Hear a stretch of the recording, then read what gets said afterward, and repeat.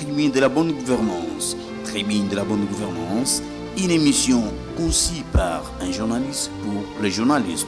Toujours sur la RTM, l'émission Bonne Gouvernance. Des émissions sociopolitiques qui parlent de la politique, du social et de l'économie du pays. Des questions nationales, internationales et pourquoi pas provinciales sont traitées au cours de ces deux émissions. À ne pas rater, chers téléspectateurs, des émissions qui vous rassurent, qui vous renseignent, qui vous informent et vous divertit sur la RTM Bonne Gouvernance et Tribune de la bonne gouvernance. Voilà, merci beaucoup mesdames et messieurs, chers téléspectateurs de la radio Télématadi et surtout fidèles de l'émission Tribune de la bonne gouvernance. Tribune de la bonne gouvernance, comme vous avez suivi notre annonce, c'est une émission sociopolitique indépendante d'analyse et de commentaires qui traite des sujets d'actualité, tant au niveau politique, économique et pourquoi pas social. Et pour ce faire, c'est une émission qui a toujours invité les journalistes parce que c'est une tribune au cours de laquelle nous discutons avec les professionnels de médias. Et les sujets retenus pour ce vendredi, il s'agit de la récupération de Bunagana, parce que c'est la plus grande actualité de la RDC, nous ne pouvons pas nous en passer. La récupération de Bunagana, Rutshuru, au nord, dans la province du Nord Kivu, par les forces loyalistes, dont là je vois les FRDC. Et nous allons directement descendre à Matadi, en province du Bas-Congo, précisément d'abord à Matadi, où nous allons parler de la gestion de nos entités par les services, les entités décentralisées, territoriales décentralisées. Nous voyons la mairie et les communes avec ce qu'on appelait rétrocession. Et puis nous allons chuter par la situation de construction des stades, dont le Mumba et le stade d'Amar. Pour en discuter, je récite. Et déjà des confrères qui sont sur place. Il s'agit de Manassé Mizele, qui est de la radio Bien TV. Bonsoir Manassé.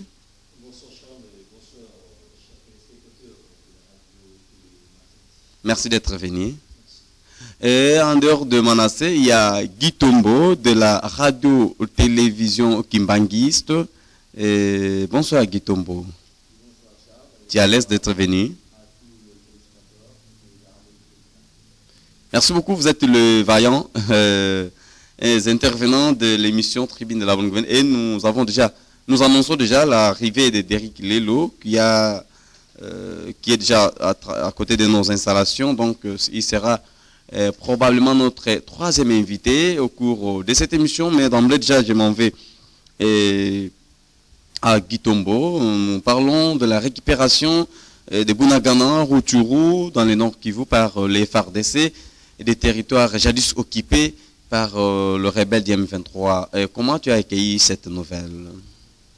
La nouvelle a été par tous les Congolais et particulièrement par moi-même.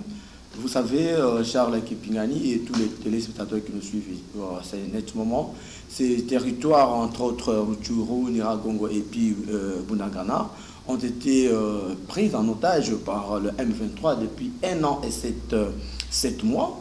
Et donc les M23 se sont emparés de cette partie de la République démocratique du Congo pour des fins propres. Je cite l'exploitation illicite de minerais, comme je l'ai toujours dit sur ces mêmes plateaux ici, ce qui n'a pas enchanté certainement les autorités du pays. Et donc, à l'époque, quand le M23 est en train de chanter, danser, ils ne savaient pas qu'ils étaient en pleine République démocratique du Congo, qui n'est pas quand même une république bananière, où chacun peut dormir un bon matin, il se réveille et puis se dit « je suis chef de file d'une rébellion ». On a vu le rébellion, n'est-ce pas, pousser à l'est du pays comme des champignons, mais cette fois-ci, avec la détermination du président de la République, la détermination du gouvernement, ils se sont dit, rappelez-vous, pourquoi pas de tous les Congolais, parce qu'il y a des Congolais qui ont marché, qui priaient même pour la situation. Pour que la situation revienne à la normale. Au cours de l'adresse du chef de l'État, le mercredi dernier, lors du congrès, Il a dit que la République démocratique du Congo ne restera plus unitaire, hospitalière aux groupes armés qui sèment, n'est-ce pas, la terreur et la désolation dans les chefs de Congolais qui vivent dans cette partie du territoire. Mais ce qui est quand même normal, c'est que, vous voyez, quand vous envoyez un enfant ou vous envoyez quelqu'un pour aller défricher pour vous, vous ne pouvez pas lui donner un couteau. Il faut lui donner une machette pour aller bien défricher. C'est ce qui s'était fait pour les forces armées de la République démocratique du Congo. C'est vrai, le jour passé, ils faisaient un peu de défection, mais avec l'appui logistique du gouvernement, avec la considération cette fois-ci, de la détermination cette fois-ci, pour que la situation revienne à la normale. Et c'est ce que nous vivons aujourd'hui. Je suis très ravi des joueurs personnellement parce que ces territoires des Rutshuru, le territoire de Nyiragongo et en plus celui de Bunagana ne doivent pas toujours être sous l'emprise de ces rebelles qui violent, qui pillent et qui font tout ce qu'ils veulent et qui exportent le minerai à l'étranger et enrichir les autres pays. Ce n'est pas possible. Voilà pourquoi nous demandons à l'autorité de l'État donc de renforcer. Je l'avais d'abord dit que l'État congolais, la première des choses que l'État congolais doit faire, c'est d'identifier la vraie source de ces conflits armés. Parce qu'on ne sait pas comprendre qu'un pays, lorsqu'on chasse le FDLR, il y a un autre groupe qui se dit, bon, moi je récupère la situation pour que ça fasse M23. Et demain, on ne sait pas qu'est-ce qu'on peut dire. Or, aujourd'hui, voilà pourquoi on peut dire qu'on n'a pas encore gagné la guerre, mais on a gagné peut-être la bataille avec le M23. Et là, je salue les vaillants militaires qui sont au fond et que tous ces hommes de Dieu, voilà l'occasion pour prier pour ces derniers parce que ils doivent cette fois-ci, avec la détermination du sommet stratégique de l'État congolais pour libérer cette partie du pays. Mais ce qui a été inquiétant, c'est que le fait que ces derniers puissent demander une amnistie générale ou globale. Oui, nous allons revenir avec toi, Kitombo. Et Manassé, je crois, en tant que journaliste et à la BNTV, tu as suivi avec satisfaction comme nous la nouvelle de M23 qui ont été cette fois-ci délogés de leur position occupée depuis plus d'une année, comme il a si bien dit. Comment toi, tu as pu accueillir cette nouvelle? Oui, Charles, nous ne pouvons qu'être satisfaits, puisque à chaque fois quand on apprenait que le parti de l'Est de la RDC sont toujours occupés par les rebelles du M23, ça nous dérangeait du jour au jour.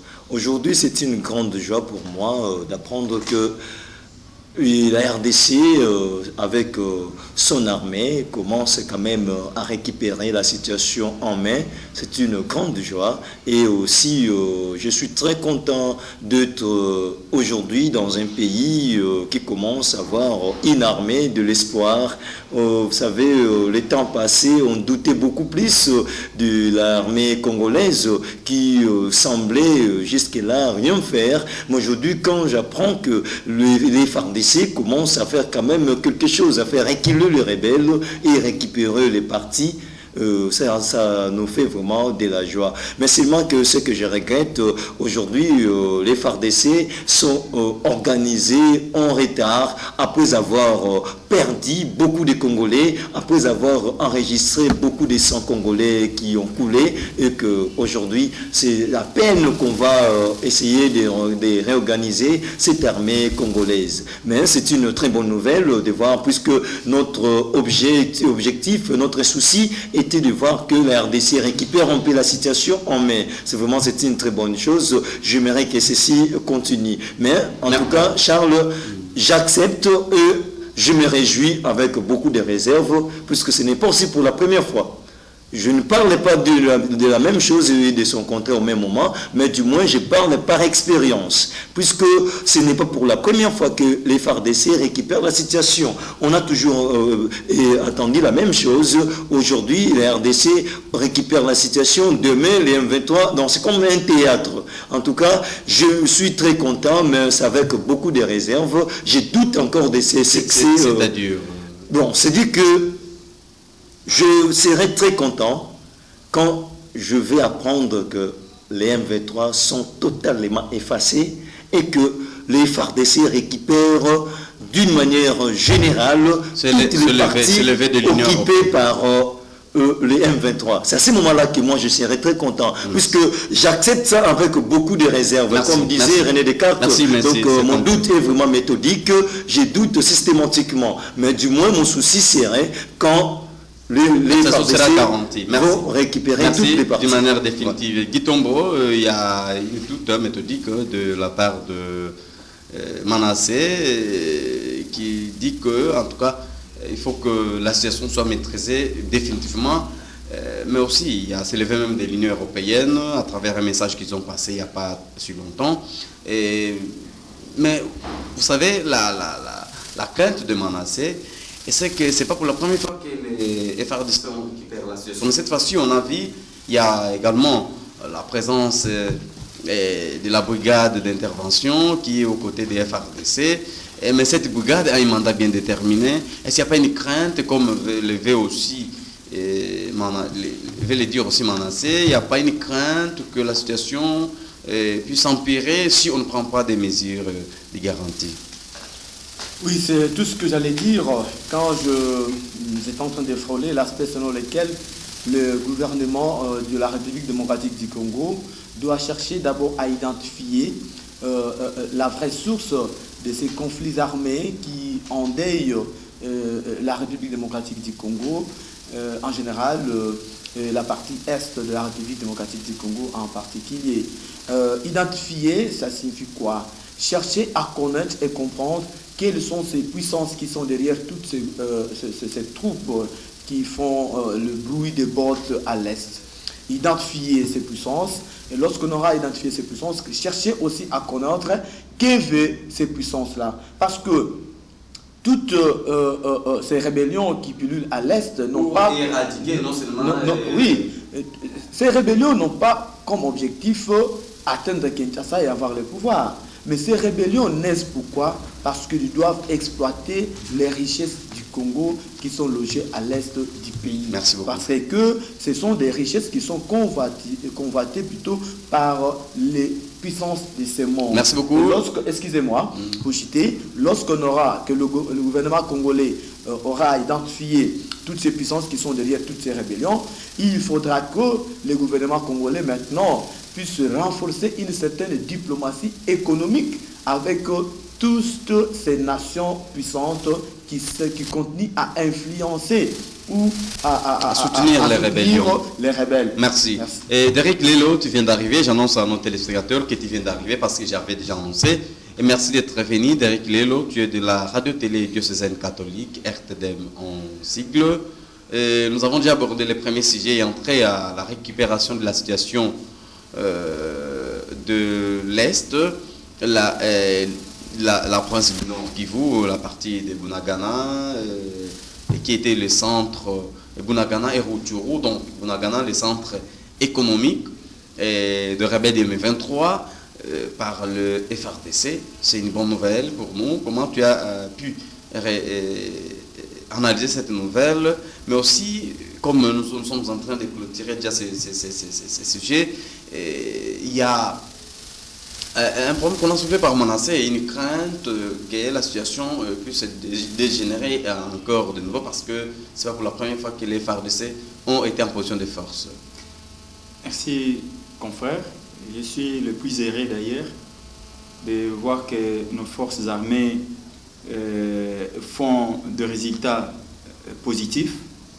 Et c'est là où je m'en vais directement inviter mon confrère Manassé à quitter le pessimisme.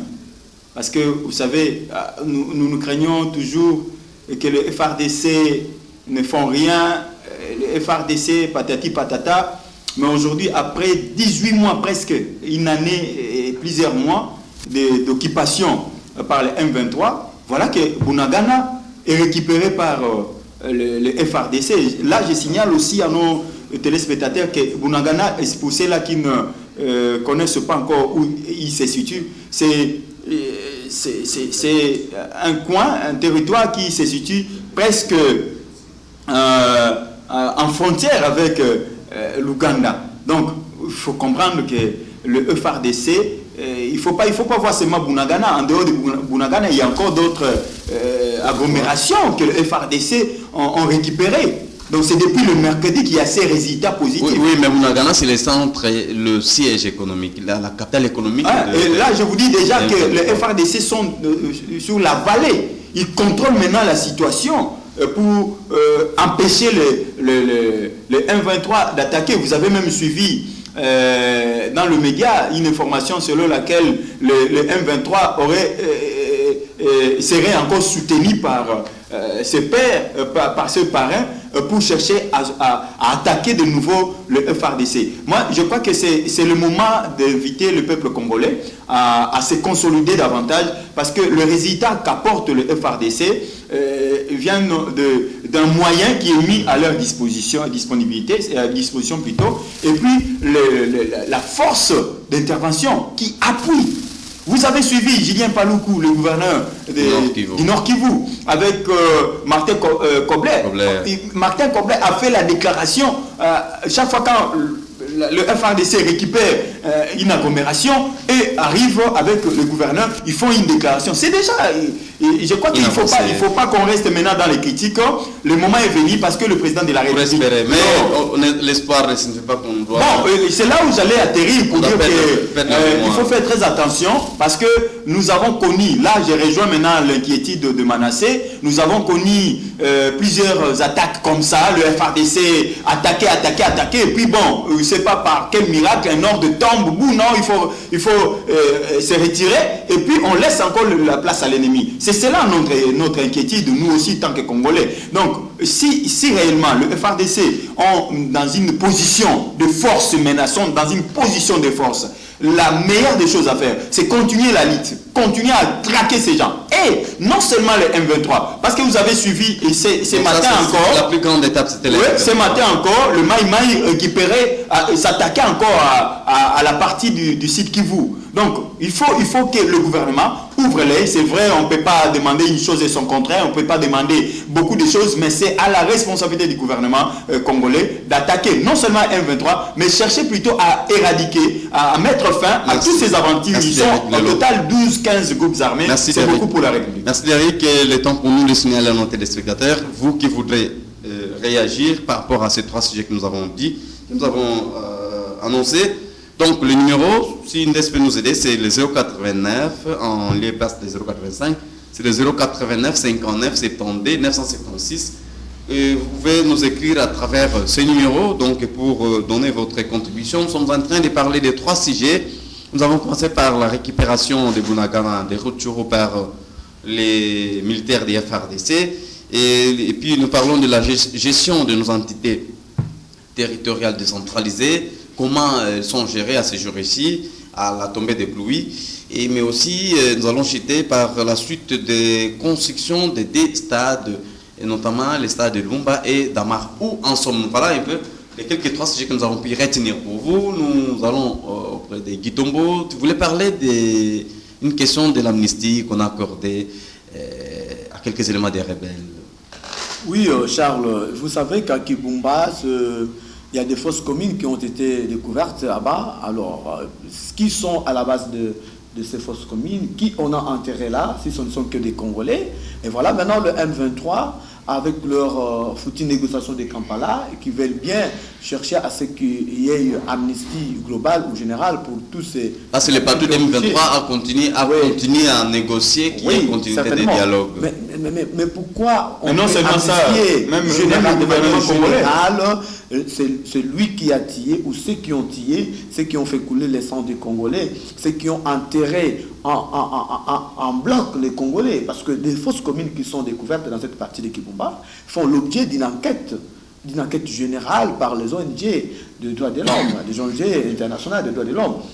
Lorsque les gens sollicitent cela, s'ils sont amnistiés de manière globale, ça sera aussi une faiblesse pour le compte du gouvernement. Alors la dernière question que vous pouvez tous peut-être répondre, est-ce qu'il faut encore faire confiance au dialogue de Kampala? Personnellement, je dis non.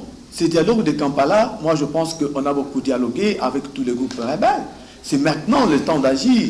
Et comme le président l'a dit, que la terre congolaise ne sera plus hospitalière aux groupes rebelles qui sèment la terreur et la désolation dans le pays. Merci beaucoup. Manasseh Mzele, le dialogue de Kampala était là, une occasion pour s'entendre avec les rebelles de M23. Maintenant que la situation est récupérée par les FARDC, est-ce qu'il faut encore penser à la continuité de ces dialogues? Pourtant, c'est déjà une brèche qu'on avait ouverte pour essayer un peu de régler les choses. Charles, le pourparler de Kampala, j'ai toujours dit, en tout cas, je ne trouve pas d'essence pour ces pourparlers. Aujourd'hui, est-ce que la RDC, le gouvernement congolais, reconnaît une dette pour les M23? Le M23 n'est qu'un groupe de rebelles, n'est qu'une rébellion. Un grand gouvernement comme le gouvernement congolais doit se mettre pour négocier, pour traiter, dialoguer avec les M23 qui sème terreur. Mais Manasseh, s'il te plaît, vous savez, les M23, selon les dires des politiques, c'est les descendants des SNDP qui avaient conclu des alliances avec le gouvernement, qui n'ont des revendications Qui ne se sont pas retrouvés, qui n'ont jamais été réglées, et que ce sont qui ont encore suscité cette rébellion qu'on appelle rébellion du 23 mars. Oui.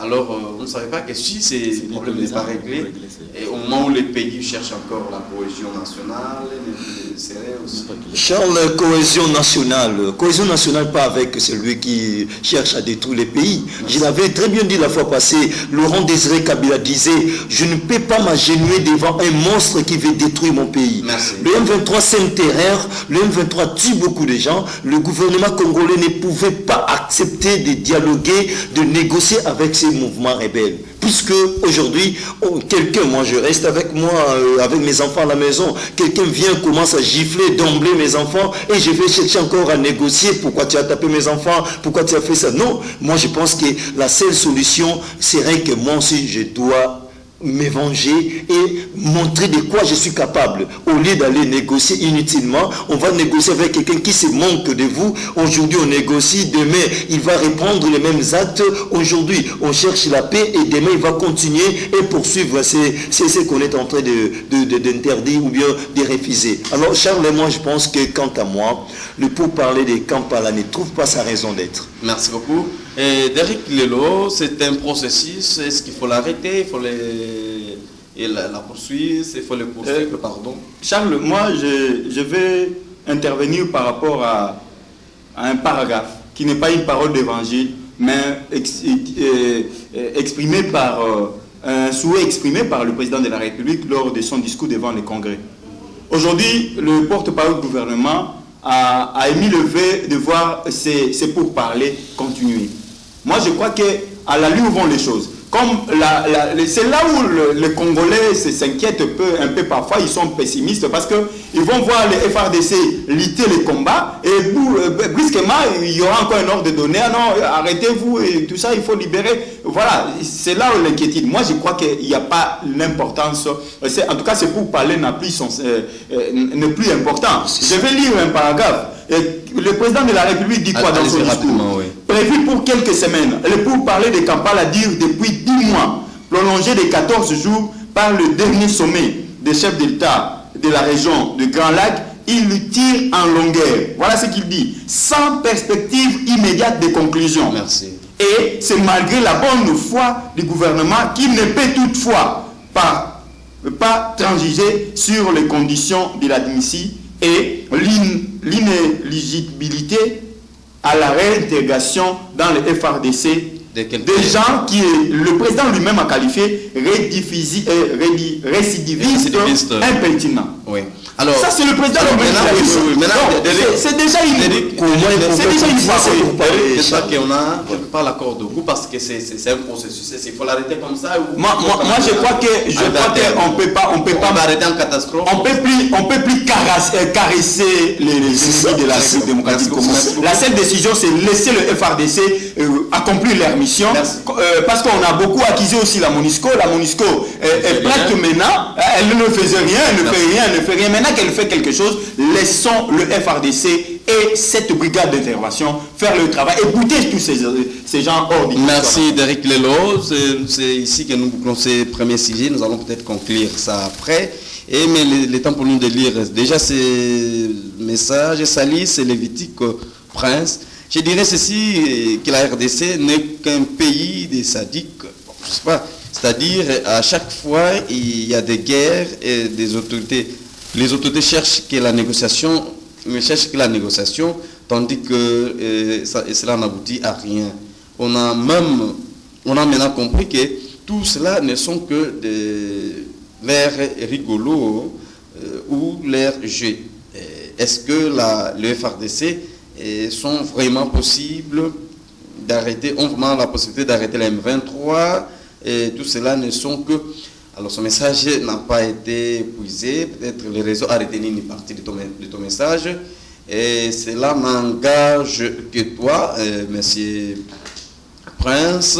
Alors nous avons conclu d'abord avec ces sujets, nous allons revenir à la conclusion. Parlons de la gestion de nos entités. La ville est très sale, encore plus sale. Pourtant, on avait annoncé dernièrement ce que recevaient les entités décentralisées, 10 millions de dollars, 10 millions de francs congolais, pardon, et pour les mairies, les deux mairies que nous avons, Matadi et Bouma, et puis 2 500 000 francs pour les communes, et puis 700 000 francs pour le quartier qu'on sort, mais en tout cas, pas d'avancée significative dans nos quartiers. Pas de passerelles dans certains quartiers, la situation est restée catastrophique derrière. Dans ces sujets, confrère, il y a à boire et à manger. Oui. Tout simplement parce que jusque-là, je regrette que nos dirigeants des entités territoriales décentralisées, les ETD, ne savent pas encore maîtriser la notion de la redevabilité. Oui. C'est-à-dire rendre compte à qui des droits. Qui des droits, c'est qui? C'est la population. On ne doit pas gérer les affaires de l'État, le bien public, les fonds communautaires comme si on gérait sa maison. Vous avez vu, vous avez entendu à Kinshasa, ça bardait quand il y a un journal qui était sorti à Kinshasa, telle personnalité gère telle structure comme sa boutique. Non, on peut pas gérer la chose publique comme si on gérait sa propre boutique. Je crois que c'est vrai, cet argent est donné. Nous avons suivi les gouverneurs de province l'exprimer plusieurs fois lors des points de presse, sa communication à la presse. Il est revenu plusieurs fois à cette rétrocession accordée aux communes et villes. Mais aussi, il se pose un problème.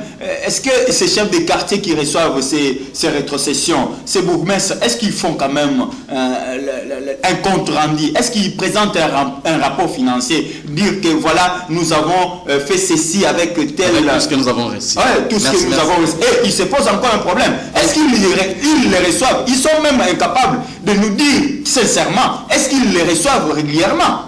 Cette rétrocession, c'est encore un autre problème. S'ils les reçoivent régulièrement, donc ils doivent rendre compte. Mais aussi, c'est vrai, c'est encore insuffisant. Mais ça, nous devons féliciter aussi le gouvernement provincial, au moins cette fois-ci, et qui est le seul gouvernement qui a pensé à rétrocéder tous ces ETD. Merci beaucoup. Il se pose un problème, je crois que c'est un problème de rendre compte, de présenter la situation. Soit redevable.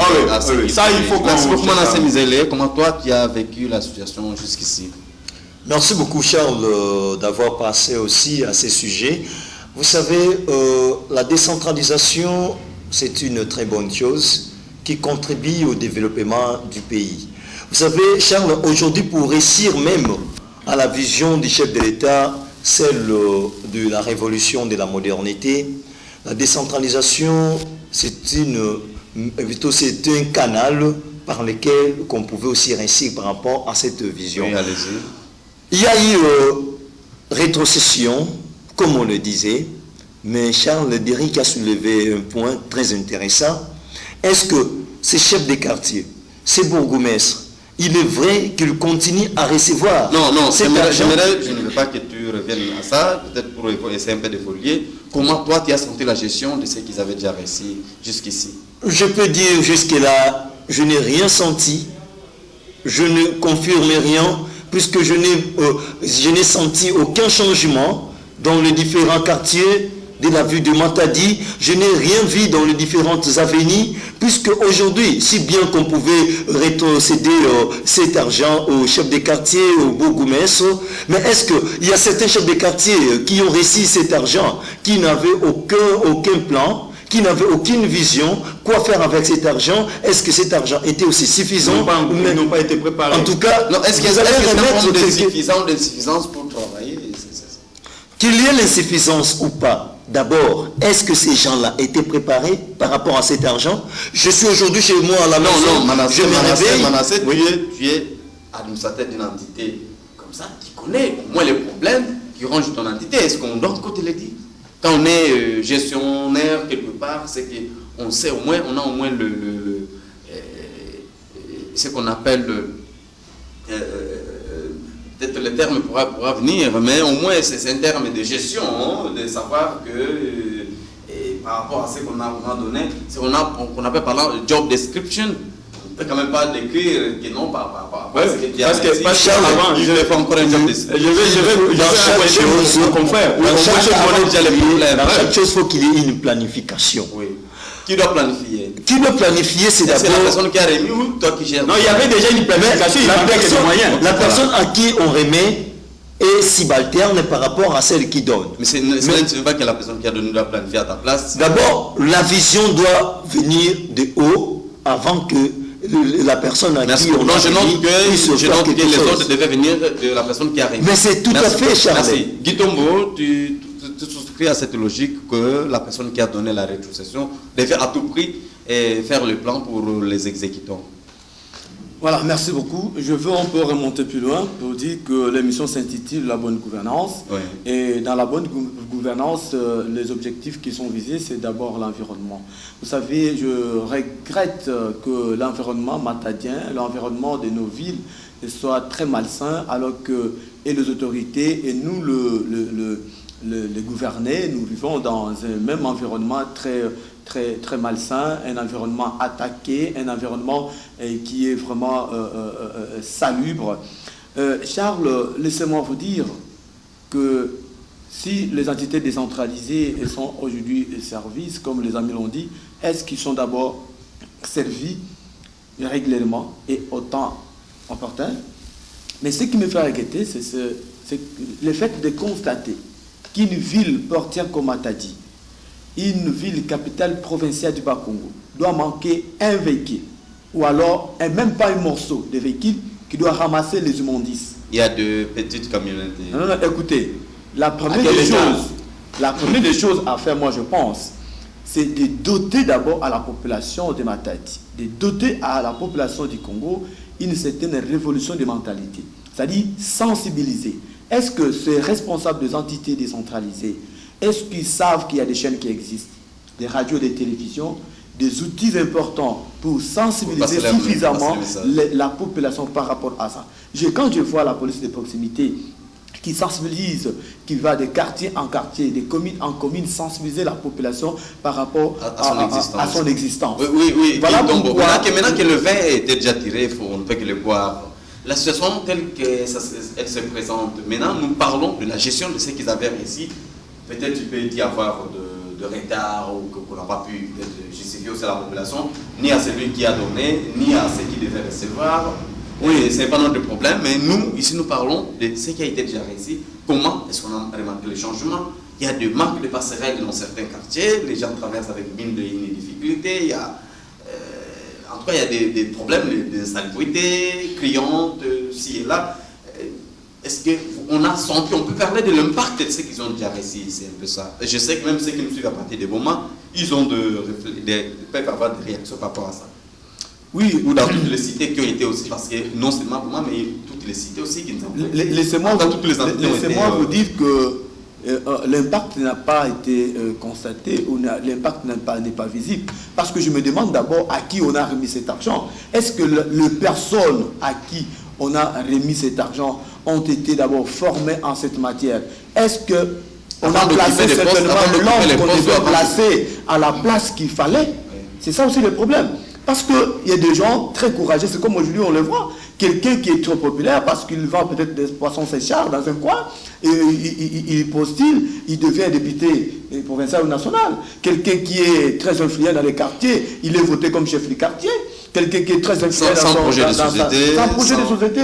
Est-ce que d'abord les Congolais connaissent l'importance des projets de société? Oui, donc, même si on venait nous tromper avec ces projets de société, est-ce que quel est ces responsables qui s'est prononcé avec son projet de société et qu'il a respecté. Merci beaucoup.